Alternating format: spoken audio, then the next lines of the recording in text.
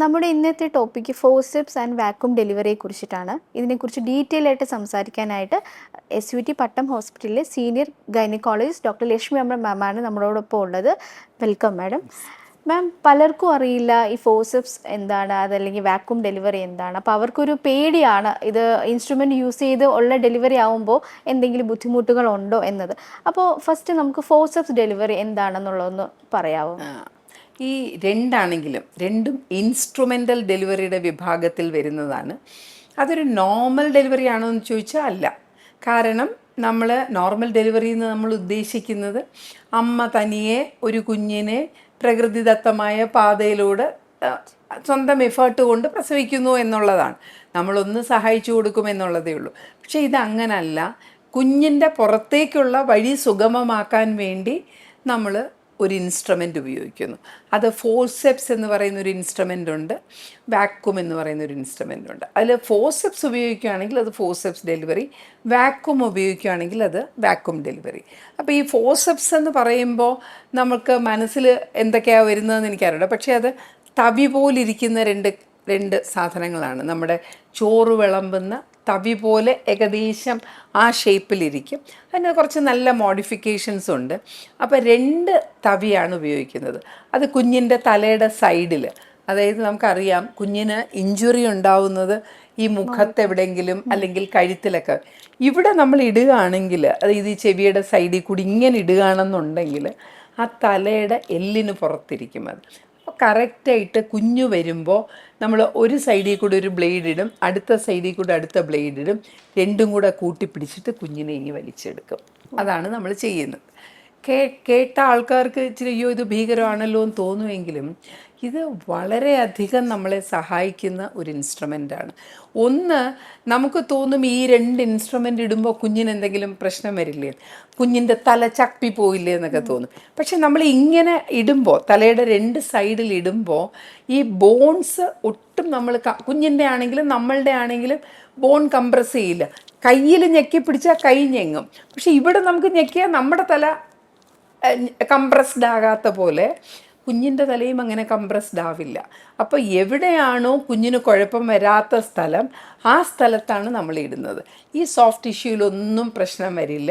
പിന്നെ നമ്മളൊരു കുഞ്ഞിൻ്റെ, ഇപ്പോൾ വെളിയിൽ നിൽക്കുന്ന ഒരു കുഞ്ഞിൻ്റെ തലയിൽ പിടിച്ച് നമ്മളിങ്ങനെ മോനെ ബാ എന്ന് പറഞ്ഞ് എടുക്കുന്ന അതേ ലാഘവത്തോടെ നമുക്കത് എടുക്കാൻ പറ്റും. കുഞ്ഞിനെ നമ്മൾ കറക്റ്റായിട്ട് അപ്ലൈ ചെയ്യണം. അതിടുന്ന ആൾക്ക് അതിനുള്ള എക്സ്പീരിയൻസ് ഉണ്ടാവണം. എന്നുണ്ടെങ്കിൽ പല ഘട്ടങ്ങളിലും നമ്മളെ ഡോക്ടർമാരെ, വൈദ്യശാസ്ത്രത്തിനെ സഹായിക്കുന്ന ഒരു ഇൻസ്ട്രുമെൻ്റാണ് ഈ ഫോർസെപ്സ് എന്ന് പറയുന്നത്. കാലാകാലങ്ങളായിട്ട് അതിന് ഒരുപാട് മോഡിഫിക്കേഷൻസ് ഉണ്ട്. ഇപ്പോൾ നമ്മുടെ കേരളത്തിൽ തന്നെ ഡോക്ടർ പൈലി എന്ന് പറഞ്ഞൊരു ഒരു വിധപ്പെട്ട എല്ലാവർക്കും അറിയായിരിക്കും. അദ്ദേഹം തന്നെ മോഡിഫൈ ചെയ്തിട്ടുണ്ട്. അമ്മയ്ക്കും കുഞ്ഞിനും കുഴപ്പമില്ലാത്ത വിധത്തിൽ കുറച്ചും കൂടെ ചെറുതാക്കി, കണ്ടാൽ തന്നെ അറിയാം നമുക്കൊരു കുഞ്ഞ് ഇൻസ്ട്രുമെൻ്റാണ്, അത് വെച്ച് നമുക്ക് എടുക്കാൻ പറ്റുന്നത്. അപ്പോൾ നമ്മൾ ഈ സാധാരണ ഒരു വരുന്ന സ്ഥലത്ത് എന്തിനാണ് നമ്മൾ വാക്യൂമോ ഫോർസെപ്സോ ഇടുന്നതെന്നൊരു ചോദ്യം വരും. അതായത് ഇപ്പോൾ ഒരു ഗർഭപാത്രത്തിൽ നിന്ന് കുഞ്ഞ് പുറത്തു വരണമെങ്കിൽ പ്രസവ വേദന വരണം. ഈ ഗർഭപാത്രത്തിൻ്റെ മുഖം, സെർവിക്സ് ഒരു 10 സെൻറ്റിമീറ്റർ ഡയലേറ്റ് ചെയ്യണം. കാര്യം കുഞ്ഞിൻ്റെ ഇവിടുത്തെ ഒരു ഡിസ്റ്റൻസ് എന്ന് പറയുന്നത് 9.5 സെൻറ്റിമീറ്ററാണ്. അതിൽ കൂടുതൽ സെർവിക്സ് ഡയലേറ്റ് ചെയ്യുമ്പോഴാണ് കുഞ്ഞ് പുറത്തേക്ക് വന്നു തുടങ്ങുന്നത്. പുറത്തേക്ക് വന്നാലും പിന്നെ ഒരു വലിയ വഴിയുണ്ട് അതിന് താഴോട്ട് വരാനായിട്ട്. അതാ സെർവിക്സ് എന്ന് പറയുന്നത് നമ്മുടെ ഈ താഴെയുള്ള സ്ഥലത്ത് നിന്ന് ഏകദേശം ഒരു 5-6 സെൻറ്റിമീറ്റർ മുകളിലാണ് ഇരിക്കുന്നത്. അപ്പോൾ 6 സെൻറ്റിമീറ്റർ പിന്നെയും യാത്ര ചെയ്താലേ പുറത്തോട്ട് വരത്തുള്ളൂ. അങ്ങനെ യാത്ര ചെയ്യണമെങ്കിൽ അമ്മ നന്നായിട്ട് മുക്കിത്തരണം. നമ്മൾ പറയത്തില്ലേ ബെയറിങ് ഡൗൺ കൺട്രാക്ഷൻസ്. അതുവരെ കുഞ്ഞ് താഴേക്ക് വരുന്നത് ഗർഭപാത്രത്തിൻ്റെ കൺട്രാക്ഷൻസ് വെച്ചിട്ടാണ്. പക്ഷേ ഈ ഒരു സെർവിക്സ് ഫുൾ ഡയലേറ്റ് ചെയ്ത് ആ ഒരു മുകളിൽ ഒരു സ്റ്റേഷനിൽ എത്തിക്കഴിഞ്ഞാൽ പിന്നെ താഴോട്ട് വരണം എന്നുണ്ടെങ്കിൽ അമ്മ നല്ലപോലെ മുക്കണം. അങ്ങനെ നല്ലപോലെ മുക്കുമ്പോൾ അമ്മയുടെ ഈ ഗർഭിണിയുടെ ഈ വയറിന് അവിടുത്തെ മസിൽസ്, ഈ ശ്വാസം എടുക്കുന്ന ഡയഫ്രം എന്ന് പറയുന്ന മസിൽ എല്ലാം കൂടെ ചേർത്താണ് താഴേക്ക് മുക്കുന്നത്. അപ്പോൾ ഇപ്പോഴത്തെ അമ്മമാരുടെ അടുത്ത് മുക്കാൻ പറഞ്ഞാൽ അതൊരു വലിയ പാടാണ്. അവരിങ്ങനെ വേദന ആഘോഷിച്ചുകൊണ്ടാണ് കിടക്കുന്നത്. എനിക്ക് വേദന എടുക്കുന്നേ, ആ പേടിയൊക്കെയാണ്. നമ്മൾ എത്രത്തോളം നേരത്തെ പറഞ്ഞാലും നമ്മൾ മുക്കി കാണിച്ചു കൊടുക്കും ഇങ്ങനെ ചെയ്യണം. കുറച്ച് പേർക്കൊക്കെ അത് പറ്റത്തില്ല. ചിലപ്പോൾ ആ ലേബർ റൂമിൽ കിടന്ന് വെള്ളമൊക്കെ കുടിക്കാതെ വെള്ളം കൊടുക്കുമ്പോൾ ചിലപ്പോൾ ഛർദിൽ കാണും, അവർ ക്ഷീണിച്ച് പോയിട്ടുണ്ടാവും. അപ്പം അമ്മയ്ക്ക് അമ്മയുടെ എഫേർട്സ് വേണം. യൂട്രസിൻ്റെ എഫേർട്സ് എന്ന് പറഞ്ഞാൽ അമ്മ അറിയാതെ വരുന്നതാണ്, അത് വേദന വന്നുകൊണ്ടിരിക്കും. പക്ഷേ ഇത് അമ്മ അറിഞ്ഞ് അമ്മയുടെ മെറ്റേണൽ എഫേർട്സ് ഉണ്ടെങ്കിൽ മാത്രമേ കുഞ്ഞ് ബാക്കി ഡിസ്റ്റൻസ് താഴെ വരത്തുള്ളൂ. അപ്പോൾ ചിലപ്പോൾ അമ്മമാർ അങ്ങനെ തന്നെ അങ്ങ് കിടക്കും, താഴോട്ട് വരത്തില്ല. അപ്പോൾ കുഞ്ഞിൻ്റെ തല അവിടെ വന്നിരുന്ന് നമുക്ക് ഒരു മണിക്കൂർ 2 മണിക്കൂറൊക്കെ അലവൻസ് ഉണ്ട്. ഫുൾ ഡയലറ്റേഷൻ ആയാലും താഴെ വരാൻ 1 മണിക്കൂർ എന്തായാലും നമുക്ക് എടുക്കാം. അപ്പോൾ ആ 1 മണിക്കൂർ കഴിഞ്ഞിട്ടും അമ്മ മുക്കുന്നില്ല, അവിടെ തന്നെ ഇരുന്ന് പോയാൽ കുഞ്ഞിന് രക്തയോട്ടം കുറഞ്ഞു കഴിഞ്ഞാൽ അറിയാമല്ലോ, നമുക്ക് ബുദ്ധിമാന്ദ്യം സംഭവിക്കാം, നഴ്സറി കയറ്റേണ്ടി വരും, വെന്റിലേറ്ററിൽ കയറ്റേണ്ടി വരും, ഇങ്ങനത്തെ പല പ്രശ്നങ്ങളാണ്. അത് നമുക്ക് ഡോക്ടേഴ്സിനൊരു ബുദ്ധിമുട്ടാണ്. അപ്പോൾ അതിൽ നിന്നൊക്കെ കുഞ്ഞിനെ രക്ഷിക്കാൻ വേണ്ടിയിട്ടാണ് നമ്മൾ ഈ ഫോർസെപ്സ് ഇടുന്നത്. ഇപ്പോൾ മാം പറഞ്ഞ പോലെ ഇപ്പോൾ നമുക്ക് സ്റ്റാർട്ടിങ് തന്നെ ഫോർസെപ്സ് ഡെലിവറി ആയിരിക്കും എന്ന് പറയാൻ പറ്റില്ല. ഈ പറഞ്ഞ പോലെ നോർമലി വന്നിട്ട് ഇടയ്ക്ക് സ്റ്റക്ക് ആവുന്ന സമയത്ത് നമ്മൾ യൂസ് ചെയ്യും. നോർമലി നല്ല നമുക്ക് അറ്റം വരെയും പറയാൻ പറ്റില്ല. അവിടെ നമ്മൾ ആ ലേബർ കോട്ടിൽ കയറ്റി കിടത്തിക്കഴിഞ്ഞ് നമ്മളുടെ എല്ലാ ശക്തിയും വെച്ച് പേഷ്യൻറ്റിനെ മുക്കിക്കാൻ ശ്രമിച്ചിട്ടും അവർ മുക്കാതെ വരുമ്പോഴാണ് നമുക്ക് ഈ ആങ്സൈറ്റി വരുന്നത്. ഇതിൻ്റെ കൂട്ടത്തിൽ ചിലപ്പോൾ ആ ഹാർട്ട് ബീറ്റ് അങ്ങോട്ട് താഴോട്ട് പോയി തുടങ്ങും. നമ്മളവിടെ കയറ്റി കിടത്തി കഴിഞ്ഞാൽ എല്ലാ 5 മിനിറ്റും നമ്മൾ ഹാർട്ട് ബീറ്റ് നോക്കണം എന്നാണ്.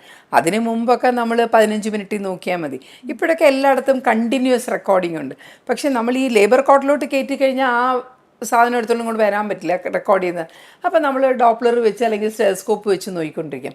എല്ലാ 5 മിനിറ്റും നോക്കണം. എന്താണെന്നറിയോ, ആ സമയത്താണ് കുഞ്ഞിന് ഓക്സിജൻ കട്ട് ഓഫ് വരാൻ സാധ്യതയുള്ളത്. അപ്പോൾ ഇതിൻ്റെ കൂട്ടത്തിൽ അമ്മ മുക്കുകയും ചെയ്യുന്നില്ല, കുഞ്ഞിൻ്റെ ഹാർട്ട് ബീറ്റ് അവിടെ നിന്ന് 140 നിന്ന് 130 ആവുന്നു, 120, 80 ആയി കഴിയുമ്പോൾ നമ്മുടെ ഹാർട്ടും പതുക്കെ നിന്ന് തുടങ്ങും. നമുക്ക് ഒരു നോർമൽ കരയുന്ന കുഞ്ഞിനെ എടുത്തു കൊടുക്കണം എന്നാണ് എല്ലാ ഗൈനക്കോളജിസ്റ്റിൻ്റെ ആഗ്രഹം. അപ്പോൾ അത് സാധിക്കാൻ പറ്റില്ല എന്ന് കണ്ടാൽ, അമ്മ മുക്കുന്നില്ല, കുഞ്ഞിൻ്റെ ഹൃദയത്തുടിപ്പ് കുറയുന്നു എന്ന് കണ്ടു കഴിഞ്ഞാൽ നമ്മളപ്പോൾ ഇങ്ങനെ എന്തെങ്കിലും ചെയ്ത് നമ്മൾ സഹായിച്ചു കൊടുക്കും. നോർമലി ഇപ്പോൾ പറഞ്ഞ പോലെ എല്ലാവർക്കും ഇത് കേൾക്കുമ്പോൾ ഒരു പേടിയായിരിക്കും, കുഞ്ഞിന് എന്തെങ്കിലും ഡിഫക്റ്റ്. മാം നേരത്തെ ജസ്റ്റ് സൂചിപ്പിച്ചു. എന്നിരുന്നാലും ഒന്നും കൂടി ഇപ്പോൾ അങ്ങനെ ഫോർസെപ്സ് വെച്ച് കുഞ്ഞിനെ എടുത്തു കഴിഞ്ഞാൽ കുഞ്ഞിന് എന്തെങ്കിലും ഡിഫക്റ്റ്, ഞാൻ പറഞ്ഞല്ലേ, കറക്റ്റായിട്ട് അത് ഇടേണ്ട സ്ഥാനത്ത് ഇട്ട് കഴിഞ്ഞാൽ കുഞ്ഞിന് ഒരു പ്രശ്നവും വരില്ല. ബിക്കോസ് ഈ ചെവിയുടെ അതിനകത്തൊക്കെ ഓട്ടയുണ്ട്. അതായത് കുഞ്ഞിന് പ്രഷർ വരാവുന്ന സ്ഥലത്ത് അവിടെ ഒരു ദ്വാരമുണ്ട്. അവിടെ എങ്ങും കുഞ്ഞ് പ്രഷർ ഇല്ലാതെ തന്നെ, ഞാൻ പറഞ്ഞല്ലോ, അവിടെ നിൽക്കുന്ന കുഞ്ഞിനെ മോനെ ബാ അല്ലെ മോളെ ബാ എന്ന് വിളിച്ച് പിടിച്ചുകൊണ്ട് വരുന്ന അതേ ലാഘവത്തോടെ നമുക്ക് കുഞ്ഞിനെ എടുക്കാൻ പറ്റും, കറക്റ്റായിട്ട് അപ്ലൈ ചെയ്താൽ. പക്ഷെ ചില സമയത്ത്, അതായത് കുഞ്ഞിൻ്റെ തല ഇങ്ങനെ തന്നെ ഇരിക്കണം എന്നാലേ നമുക്കിവിടെ പിടിക്കാൻ പറ്റും. കുഞ്ഞിൻ്റെ തല ചരിഞ്ഞിരിക്കുകയാണെങ്കിൽ എന്ത് ചെയ്യും, നമ്മൾ ഇടുമ്പോൾ ചിലപ്പോൾ ഇവിടെ ആയിരിക്കും അതിൻ്റെ ഒരു അറ്റം വരുന്നത്. സോ അപ്പോൾ അവിടെ ഒരു പാട് വരാം, അല്ലെങ്കിൽ ചിലപ്പോൾ മുഖത്ത് എവിടെയെങ്കിലും ഒക്കെ വരാം. അങ്ങനെയൊക്കെ വരുമ്പോൾ കുഞ്ഞ്, അത് ഡോക്ടറുടെ തന്നെ കുറ്റമായിരിക്കണം എന്നില്ല, അതാ അമ്മയുടെ പെൽവിസിൻ്റെ ഒരു ഇതനുസരിച്ച് കുഞ്ഞിൻ്റെ റൊട്ടേഷൻ കറക്റ്റായിട്ട് നടന്നിട്ടില്ലെങ്കിൽ, നമ്മളിടുന്നത് കറക്റ്റ് ആപ്ലിക്കേഷൻ ആണെങ്കിൽ പോലും ചിലപ്പോൾ അവിടെ ഇവിടെയുമൊക്കെ വളരെ വിരളമായിട്ട് അങ്ങനെയൊക്കെ സംഭവിക്കാറുള്ളൂ. പക്ഷെ അതും അങ്ങനെ ഒരു പാടുണ്ടെങ്കിൽ പോലും അത് കുഞ്ഞിന് വലിയ ലോങ് ടേം പ്രശ്നങ്ങളൊന്നും വരത്തില്ല. പക്ഷേ എപ്പോഴും ബന്ധുക്കൾക്കത് കാണുമ്പോൾ ഒരു പേടിയല്ലേ, അതും ഒരു ചെറിയ കുഞ്ഞിൻ്റെ ഒരു പാടെന്നൊക്കെ പറയുമ്പോൾ. അതാണ് അതിനകത്ത് വരാവുന്നൊരു പ്രശ്നം. ഫോർസെപ്സ് പക്ഷേ അമ്മയ്ക്ക് പ്രശ്നങ്ങളുണ്ടാക്കാം. ബിക്കോസ് അതിന് ആ ഒരു 2 സ്റ്റീൽ സാധനമാണ് നമ്മൾ അകത്തേക്ക് ഇടുന്നത്. ഇടുമ്പോൾ ചിലപ്പോൾ സാധാരണയിലും കൂടുതൽ മുറിവുകൾ യോനിഭാഗത്ത് വരും. അതും അങ്ങനെ ഒരു വലിയ പ്രശ്നങ്ങളായിട്ടുള്ള മുറിവുകളൊന്നും ഉണ്ടാകാറില്ല, നമ്മൾ സാധാരണ കട്ട് ചെയ്യുന്നതല്ലാതെ. ഇപ്പോൾ ഏത് ഇൻസ്ട്രുമെൻ്റ് ഉപയോഗിച്ചാലും നമുക്ക് കട്ട് ചെയ്തേ പറ്റൂ. അല്ലെങ്കിൽ നമ്മൾ ഈയിടെയൊക്കെ ഒന്ന് കട്ടിങ് ഇല്ലാതെ തന്നെ പ്രസവിപ്പിക്കാൻ പറ്റുമോ എന്നാണ് നോക്കുന്നത്. പക്ഷേ ഇത് ആ എപ്പിസിയോട്ടമി, അല്ലാതെ അവിടെ മുറിച്ചേ പറ്റത്തുള്ളൂ. അതും ഇൻസ്ട്രുമെൻ്റൽ ഡെലിവറി ആണെങ്കിൽ ലിബറലായിട്ട് നല്ലപോലെ കൊടുക്കാനാണ്, നല്ല സ്പേസ് നമ്മൾ ഇടുമ്പോൾ. അപ്പോൾ എന്നാൽ പോലും ചിലപ്പോൾ യോനി ഭാഗത്ത് അവിടെ ഇവിടെയൊക്കെ ഒരു മുറിവ് വന്നെന്നിരിക്കാം. അത് തയ്ച്ചു കഴിഞ്ഞാൽ അങ്ങ് ഉണങ്ങും. യോനി എന്ന് പറയുന്നൊരു സ്ഥലം എന്ത് മുറിവുണ്ടായാലും വളരെ പെട്ടെന്ന് ഉണങ്ങും. കാര്യം നിറച്ച് ബ്ലഡ് സപ്ലൈ ഉള്ളൊരു സ്ഥലമാണത്. അത് പെട്ടെന്ന് ഹീൽ ചെയ്യും.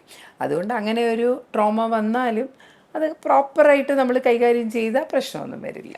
ഇപ്പോൾ ആഫ്റ്റർ ഡെലിവറി ഇത് കഴിഞ്ഞിട്ട് സ്പെഷ്യൽ കെയർ അങ്ങനെ കൊടുക്കണം എന്ന് ഒന്നുമില്ല. നമ്മൾ ആ മുറിവുകളൊന്നും വന്നില്ല. ഫോർസെപ്സ് ഡെലിവറി വന്നു, കുഞ്ഞു കരഞ്ഞു, അമ്മ സാധാരണ പോലെ എപ്പിസിയോട്ടമി ഇട്ടത് തയ്ച്ചു കിടത്തി കഴിഞ്ഞാൽ ഇതിൻ്റെ പേരും പറഞ്ഞ് വേറെ പ്രശ്നങ്ങളൊന്നുമില്ല. വേറെ ഇൻഫെക്ഷൻസും ഒന്നും സാധാരണ ഇൻസ്ട്രുമെൻ്റൽ ഡെലിവറിയിൽ ഇൻഫെക്ഷൻസ് കൂടാനുള്ള സാധ്യതയുണ്ടെന്ന് പറഞ്ഞാലും ഞാൻ പറഞ്ഞല്ലോ പ്രോപ്പറായിട്ട് സെപ്റ്റിക് പ്രിക്കോഷൻസിലൊക്കെ ചെയ്യുന്നതിന് ഇൻഫെക്ഷനൊന്നും കൂടില്ല. Okay ma'am. അപ്പോൾ ഈ വാക്യൂം വരുമ്പോൾ എങ്ങനെയാണ് നമുക്ക്? വാക്യൂം എന്ന് പറയുന്നതെന്ന് പറഞ്ഞാൽ ഒരു കപ്പാണത്. ഇപ്പം നമ്മളൊരു ഐസ്ക്രീം ബൗളിൻ്റെ ഹാഫ് കപ്പ് ഐസ്ക്രീം ബൗളില്ലേ, ഏകദേശം അതുപോലെ ഇരിക്കുന്ന ഒരു സോഫ്റ്റ് മെറ്റീരിയൽ കൊണ്ടുള്ളൊരു കപ്പാണ് അതുള്ളത്. സ്റ്റീൽ കപ്പും ഉണ്ട്, സിലിക്കൺ കപ്പും ഉണ്ട്. പക്ഷേ ഈ സ്റ്റീൽ കപ്പിൻ്റെ പ്രശ്നം എന്ന് പറഞ്ഞാൽ സ്റ്റീൽ നല്ല റിജിഡ് അല്ലേ, അത് നമ്മൾ ഇട്ട് കഴിയുമ്പോൾ അതിനകത്ത് കുറച്ചും കൂടെ ഇതിൻ്റെ ബേസിക് പ്രിൻസിപ്പിൾ എന്ന് പറഞ്ഞാൽ ഈ കപ്പ് കുഞ്ഞിൻ്റെ തലയിൽ വെക്കും. അത് വെക്കേണ്ട ഒരു പ്രത്യേക സ്ഥലമുണ്ട്. അതും കുഞ്ഞിന് ഡാമേജ് വരാത്ത, അതായത് സ്കൾ ബോൺസ് മാത്രമുള്ള ഒരു സ്ഥലത്തായിട്ടാണ് നമ്മളിത് വെക്കുന്നത്. വെച്ചിട്ട് നമ്മളൊരു വാക്യൂം അതിനകത്ത് ക്രിയേറ്റ് ചെയ്യും. ഇത്ര വരെ ക്രിയേറ്റ് ചെയ്യണം എന്നുണ്ട്. ആ കപ്പിൻ്റെ അറ്റം ഒരു സക്ഷനിലേക്ക് കണക്ട് ചെയ്തിട്ട് സക്ഷനിൽ നമ്മൾ വാക്യൂം ബിൽഡപ്പ് ചെയ്യും. അപ്പം അത് കയറി കുഞ്ഞിൻ്റെ തലയിൽ ഇങ്ങനെ ഒട്ടിപ്പിടിച്ചിരിക്കും. അപ്പം അത് ഒരു പിടുത്തം, നമ്മൾ പറയില്ല ഒരു ഗ്രിപ്പ്. നമുക്കിപ്പോൾ അകത്തിരിക്കുന്ന കുഞ്ഞിനെ പിടിച്ചുകൊണ്ട് വരണമെങ്കിൽ ഒരു ഗ്രിപ്പ് വേണ്ടേ, നമുക്ക് കൈയകത്തോട്ട് കയറത്തില്ല. അപ്പോൾ ഈ രണ്ടും അതാ ചെയ്യുന്നത്. ഫോർസെപ്സും ഒരു ഗ്രിപ്പ് ഇട്ട് നമ്മൾ പിടിച്ചിങ്ങി വെളിയിൽ കൊണ്ടുവരും. അതുപോലെ തന്നെയാണ് ഈ വാക്യൂം കുഞ്ഞിൻ്റെ ഈ സ്ഥലത്ത് ആ വാക്യൂം കപ്പ് വെച്ചിട്ട് അതൊരു വാക്യൂം ക്രിയേറ്റ് ചെയ്തിട്ട് അമ്മയും കൂടെ കുറച്ചൊന്ന് സഹായിക്കണം വാക്യൂത്തിന്. ഫോർസെപ്സിന് അമ്മയുടെ സഹായമൊന്നും വേണ്ട, നമ്മൾ ഇട്ട് കഴിഞ്ഞാൽ നമുക്ക് പിടിച്ചിങ്ങി എടുക്കാം. പക്ഷേ ഇതിന് അമ്മയും ഒന്ന് മുക്കിത്തരണം, നമ്മുടെ ഇഫക്റ്റിൽ കുഞ്ഞിങ്ങി പുറത്ത് വരും. അതിനകത്ത് നമ്മൾ വാക്യൂം ഇട്ട സ്ഥലം ഇച്ചിരി നീണ്ടിരിക്കും. വാക്യൂം ഇട്ട സ്ഥലം അത് വിത്തിൻ അവേഴ്സ് അതങ്ങ് പോവും. അതെന്തുകൊണ്ടാണ് നീളുന്നതെന്ന് പറഞ്ഞാൽ അവിടെ നമ്മളൊരു വാക്യൂം ഇട്ട് പിടിക്കുകയല്ലേ, ആ സ്ഥലത്ത് ടെമ്പററി ആയിട്ട് ബ്ലഡ് അങ്ങോട്ടും ഇങ്ങോട്ടും ഓടത്തില്ല. ഇപ്പം നമ്മൾ ഈ കയ്യിലൊരു ഇറുക്കി കെട്ടി 2 മണിക്കൂർ വെച്ചാൽ കയ്യിൽ നീര് വരില്ലേ, നമ്മൾ വിത്തിൻ ഒരു 1 മിനിറ്റൊക്കെ കൊണ്ട് നമ്മൾ കുഞ്ഞിനെ ഇങ്ങ് പുറത്തെടുക്കും. പക്ഷേ എന്നാലും ആ 1 മിനിറ്റ് ആ വാക്യൂം അപ്ലൈ ചെയ്ത് കുഞ്ഞിൻ്റെ സോഫ്റ്റ് ആയിട്ടുള്ള തലയിൽ, അപ്പോൾ അവിടെ ഇച്ചിരി നീര് കളക്ഷൻ വരും. അതാണ് ഇങ്ങനെ ഉണ്ടയായിട്ടിരിക്കുന്നത്. പേഷ്യൻസിനെ കാണുമ്പോൾ ഒരു പേടിയാണ്, ഇതെന്താ ഇത്. പക്ഷെ അവർക്ക് തന്നെ സമാനം വരും. മണിക്കൂറുകൾ കഴിഞ്ഞ് നോക്കുമ്പോൾ അതവിടെ കാണില്ല. അതങ്ങനെ കുഞ്ഞിന് പ്രശ്നമൊന്നുമുള്ള സാധനമല്ല. ഇപ്പോൾ ഈ 2 ഡെലിവറീസിൽ ഏതാണ് മാം കൂടുതലും ഒരു സേഫ് എന്ന് പറയാൻ? ഇല്ല, അങ്ങനെ നമുക്ക് പറയാൻ പറ്റില്ല. ഇപ്പോൾ സേഫ്റ്റിയെ പറ്റി പറഞ്ഞാൽ മറ്റേ ഫോർസെപ്സ് ഇടുമ്പോൾ അതിനകത്ത് സ്പേസ് വേണം. അപ്പം നമുക്ക് അമ്മയ്ക്ക് യോനി ഭാഗത്ത് കുറച്ച് മുറിവുകളൊക്കെ വരാം. വാക്യൂത്തിന് അതില്ല. വാക്യൂം ഒരു കുഞ്ഞ് കപ്പ് വെച്ച് വേറെ എങ്ങും ഒന്നുമില്ല. അപ്പോൾ ഈ അമ്മയ്ക്ക് ഇഞ്ചുറി ഒന്നും അതിനകത്ത് വരത്തില്ല. പക്ഷേ കുഞ്ഞിനെ നമ്മൾ ഒരു വാക്യൂം ഉപയോഗിച്ചല്ലേ പിടിച്ചു വലിക്കുന്നത്. അപ്പോൾ ഈ ഞാൻ പറഞ്ഞല്ലോ സ്റ്റീൽ കപ്പ് അല്ലെങ്കിൽ അൺഡ്യൂ ഫോഴ്സ് നമ്മൾ ഉപയോഗിക്കുന്നതല്ല. അതിന് വരാൻ എന്തെങ്കിലും ഒരു ബുദ്ധിമുട്ടുള്ളപ്പോഴാണല്ലോ നമ്മളിത് ഇടുന്നത്. ആ ബുദ്ധിമുട്ടിനെ ഓവർകം ചെയ്യാൻ നമ്മുടെ വാക്യൂം കൂടുതൽ നേരമൊക്കെ വെച്ചുകൊണ്ടിരുന്ന് ചിലപ്പോൾ കുഞ്ഞിന് കുറച്ച് ബുദ്ധിമുട്ട് ആ തലയുടെ ഭാഗത്ത് വരാം. അതും വലിയൊരു പ്രശ്നം. നമ്മൾ അങ്ങനെ ഒരു വലിയ വാക്യൂം കൊണ്ടോ ഫോർസെപ്സ് കൊണ്ടോ പ്രശ്നങ്ങൾ ഉണ്ടാകുന്നത് വളരെ വളരെ വിരളമാണ്. അതുകൊണ്ടാണല്ലോ ആൾക്കാർ അതൊരു വലിയ ഇഷ്യൂ ആക്കി പറയാത്തതും അതുകൊണ്ടാണല്ലോ. ഇത് ഈ പറഞ്ഞ പോലെ ഹൈ റിസ്കിലും നമുക്ക് ഹൈ റിസ്കിൽ ഇട്ടേ പറ്റൂ. ബിക്കോസ് ഹൈ റിസ്ക് എന്ന് പറയുമ്പോൾ അമ്മയ്ക്ക് ഹൈ റിസ്ക് വന്നാൽ ഈ പ്രഷർ അങ്ങനത്തെ ഒക്കെ സാധനങ്ങൾ വന്നാൽ കുഞ്ഞിനെ ബ്ലഡ് സപ്ലൈ ഒക്കെ ബാധിക്കുന്ന സാധനമാണ്. അപ്പോൾ അങ്ങനെയുള്ള സമയത്ത് നമ്മൾ തീർച്ചയായിട്ടും അത് ഉപയോഗിക്കണം. കാര്യം കുഞ്ഞിനെ ഒരുപാട് നേരം അവിടെ ഇരുത്തി കുഞ്ഞിന് ശ്വാസം മുട്ടൊന്നും നമ്മൾ ഉണ്ടാക്കിക്കരുത്. പിന്നെ അമ്മയ്ക്ക് വേണ്ടി ഇടും ഈ ഹൈ റിസ്കിൽ പ്രഷറുള്ള പേഷ്യൻ്റെ അടുത്ത് നമുക്ക് മുക്കാൻ പറയാൻ പറ്റുമോ? അവരുടെ പ്രഷർ അങ്ങ് ഷൂട്ടപ്പ് ചെയ്യും. അതുപോലെ ഹാർട്ട് ഡിസീസ് ഉള്ള പേഷ്യൻ്റ്, ഇപ്പം എന്തെങ്കിലും ഒരു വാൽവുലാർ ഡിസീസ് ഉണ്ട്, ഒരുപാട് പേർക്കുണ്ടല്ലോ വാൽവ് തകരാറ്. അപ്പം അങ്ങനെയുള്ള അമ്മമാർ വരുമ്പോൾ അവർക്കും മുക്കാൻ പറ്റത്തില്ല. ഈ ബെയറിംഗ് ഡൗൺ കൺട്രാക്ഷൻ എന്ന് പറയുന്നത് അവരുടെ ഹൃദയത്തിലോട്ടുള്ള രക്തയോട്ടം ഒരുപാട് ഹൃദയത്തിന് പ്രവർത്തിക്കണം. നമ്മൾ ബെയർ ഡൗൺ ചെയ്യുമ്പോൾ ഹൃദയവും ജോലി ചെയ്യുക, ഈ മസിലിലേക്ക് എല്ലാം ബ്ലഡ് തരണ്ടേ. അപ്പോൾ ഈ ഹാർട്ട് ഡിസീസൊക്കെ ഉള്ളവരെ കൊണ്ട് നമുക്കിങ്ങനെ മുക്കിക്കാനൊന്നും പറ്റത്തില്ല. അപ്പോൾ അങ്ങനെയുള്ളപ്പോൾ നമ്മൾ ഫോർസെപ്സ് പ്രിഫർ ചെയ്യും. വാക്വത്തിനൊന്നും മുക്കിയേ പറ്റുള്ളൂ. വാക്വം അല്ലെങ്കിൽ ഫോസെപ്സ് എന്താണോ അമ്മയ്ക്ക് വേണ്ടിയിട്ടും നമ്മൾ ഫോസെപ്സ് ഇടും, കുഞ്ഞിന് വേണ്ടിയിട്ടും ഇടും. പ്രധാനമായിട്ടും ഈ അമ്മ മുക്കാതെ വരുമ്പോഴാണ്. അമ്മ മുക്കാതെ വരാത്ത സാഹചര്യങ്ങളിലും നമ്മളിടും. അവിടെ വരുമ്പോൾ അമ്മയൊക്കെ മുക്കും, പക്ഷേ മുക്കി പ്രസവിക്കുമ്പോഴത്തേക്ക് 10 മിനിറ്റ് എടുക്കും. അതിനിടയ്ക്ക് കുഞ്ഞിൻ്റെ ഹാർട്ട് ബീറ്റിന് കുറവ് വന്നാൽ അത്രയും 10 മിനിറ്റ് നമുക്ക് വെയിറ്റ് ചെയ്യാൻ പറ്റത്തില്ല. അപ്പം അമ്മ മുക്കിയാൽ പോലും കുഞ്ഞിന് ഹൃദയത്തുടിപ്പ് കുറഞ്ഞാൽ എടുക്കും. അമ്മയ്ക്ക് പ്രശ്നങ്ങളൊന്നുമില്ല, പക്ഷേ മുക്കിയാൽ അമ്മയുടെ പ്രഷർ കൂടും, ഹാർട്ട് ഫെയിലിയർ വരുമെന്നുണ്ടെങ്കിലും നമ്മൾ മുക്കാൻ തയ്യാറുള്ള അമ്മമാരാണെങ്കിൽ പോലും നമ്മൾ ഈ ഇൻസ്ട്രുമെൻറ്റ്സ് ഇട്ട് എടുക്കും. ഓക്കെ. അപ്പം ഈ 2 ഡെലിവറി കഴിഞ്ഞാൽ നമുക്ക് കുഞ്ഞിന് പ്രത്യേക കെയർ, ഇപ്പം വാക്യൂം ചെയ്യുമ്പോൾ പറഞ്ഞല്ലോ ബോൺ കുറച്ചൊന്ന് ബോണല്ല, അവിടുത്തെ തലയിലെ സോഫ്റ്റ് ടിഷ്യൂസ് ബോണിനെ അതൊന്നും ചെയ്യത്തില്ല. അപ്പോൾ അതിന് വേറെ പ്രത്യേകിച്ച് അതിനകത്ത് ഇപ്പോൾ കുഞ്ഞിന് എന്തെങ്കിലും പ്രശ്നം വന്നാൽ കുഞ്ഞിൻ്റെ കരച്ചിലിൽ വ്യത്യാസം വരും, കുഞ്ഞിൻ്റെ ശ്വാസം എടുക്കുന്നതിൽ വ്യത്യാസം വരും. ഇങ്ങനെയൊന്നും വ്യത്യാസം ഇല്ലയെന്നുണ്ടെങ്കിൽ അതിന് ഒരു കെയറും വേണ്ട, അമ്മയുടെ കൂടെ തന്നെ കിടത്താം. അല്ല അങ്ങനെ എന്തെങ്കിലും കുഞ്ഞിന് ഒരു ശ്വാസം മുട്ടൊക്കെ ഉള്ളപ്പോഴല്ലേ നമ്മളിത് ഒരു പ്രധാന കാര്യം. അപ്പം അങ്ങനെ ശ്വാസം മുട്ടുള്ള കുഞ്ഞ് വെളിയിൽ വരുമ്പോൾ അതുകൊണ്ട് തന്നെ അതിന് ചിലപ്പോൾ ഒരു പ്രശ്നം ഉണ്ടാവും.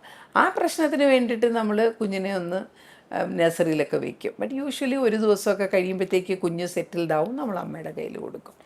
ഇപ്പോൾ ചിലവർക്ക് അറിയാൻ താല്പര്യം കാണും ഇതിൻ്റെ കോസ്റ്റും എങ്ങനെയാണ് അത്? ഇല്ല, വാക്യൂം ഫോസെപ്സ് എന്ന് പറയുന്നത് വളരെ കോസ്റ്റ്ലി അല്ല. നോമിനലായിട്ടൊരു 5,000 10,000 കൂടുതൽ ചാർജ് അവിടെ ഇടുമായിരിക്കും. ബിക്കോസ് ഈ ഇൻസ്ട്രുമെൻറ്റ്സ് ഒക്കെ നമുക്ക് മെയിൻറ്റെയിൻ ചെയ്യണ്ടേ, അതിൻ്റെ ഇടുമായിരിക്കാം. പക്ഷേ അതൊരു വാക്യൂമാണ്, ഫോസെപ്സ് ആണെന്ന് പറഞ്ഞ് കോസ്റ്റ് അങ്ങ് വളരെയധികം കൂടുമൊന്നുമില്ല.